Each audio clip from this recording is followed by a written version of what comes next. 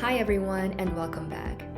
Before we delve into Unit 3 tasks, I actually wanted to quickly share what I've been noticing in your recent check-in submissions. Many of you have kindly shared your stories with me that you're recently feeling very overwhelmed by mounting coursework and hectic schedules. When life feels so busy, I encourage you to set aside your time to rest and recharge. I think we all really need to intentionally make a space to pause from our busy life because we all too often prioritize urgent tasks only and forget to look at the valuable processes we're going through. I'd like to acknowledge here that as students, your studies are still very important. But remember that they are not all that defines you. Make a space and set aside your time each day to find something to be grateful for or reflect on what is truly important and meaningful in your life. These all may sound too simple, but this kind of mindset shift and this kind of reflection can make a difference in your life gradually. And I want to add that this busy period too shall pass, but I also hope you find meaning in the journey of your life. All right, so if you're watching this video on Monday, I want to remind you about the check-in. I'm so glad to hear from some of you who mentioned they find a sense of connection through this virtual check-in, which was one of the goals for me as your lecturer. However, I've also noticed that some students might be overlooking this check-in, which was one of the course requirements. I understand there might be a temptation to skip it, especially if you've missed a few check-ins before, but please don't do so and submit the form.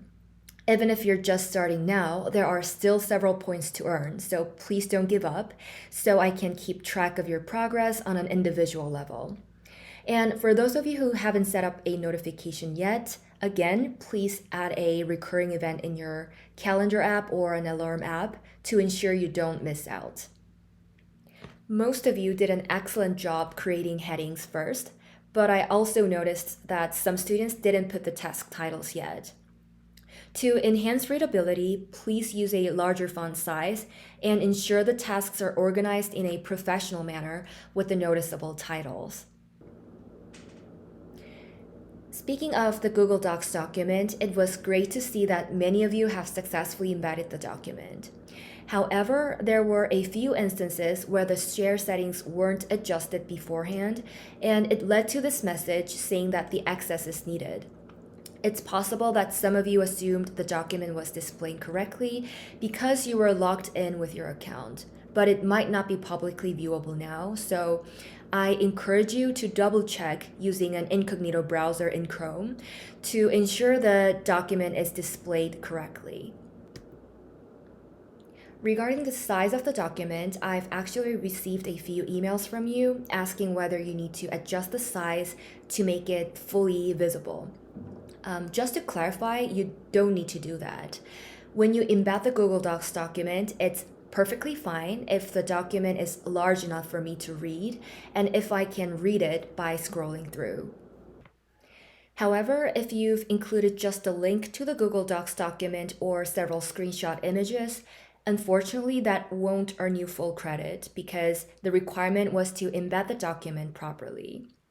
This is a reminder that in all tasks, to receive the credit, please make sure to follow all the instructions carefully.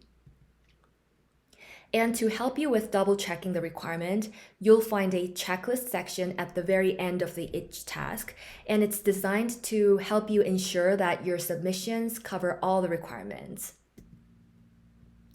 Now, I will walk you through the key tasks in this unit.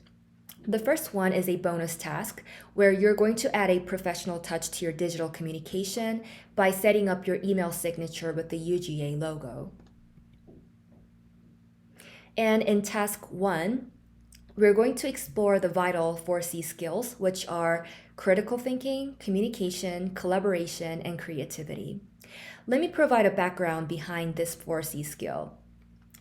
Back in 2002, the National Education Association embarked on a project, and it was to pinpoint the essential skills for success in the 21st century. Initially, they developed an extensive 18-skill framework, but soon they realized its complexity and they boiled all the skills down into the four most crucial skills, which are known as the 4C skills.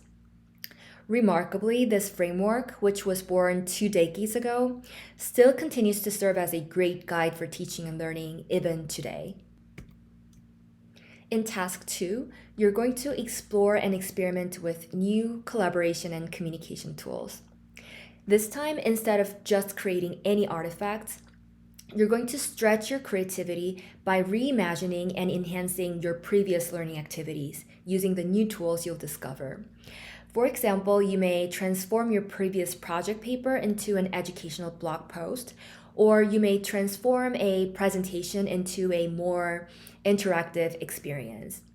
Engaging in this activity will hopefully refine your communication or collaboration skills with new tools, whether for your future course projects at UGA or in professional corporate settings after graduation. Now, let's talk about the third task. We're going to dive into an instructional design project, and I've actually taken the model that professional instructional designers use in the real world, and I simplified it for everyone to use in a really easy way.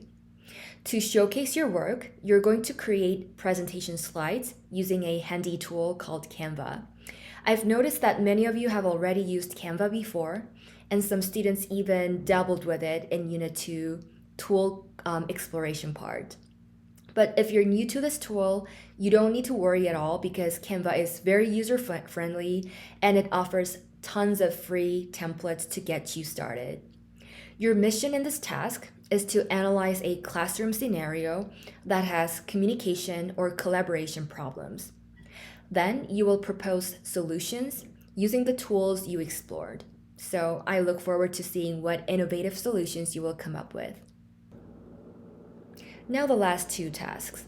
First, we've got the reflection essay where you're going to make connections between the concepts and activities we've covered so far. And speaking of flip activity this week, here's a little twist.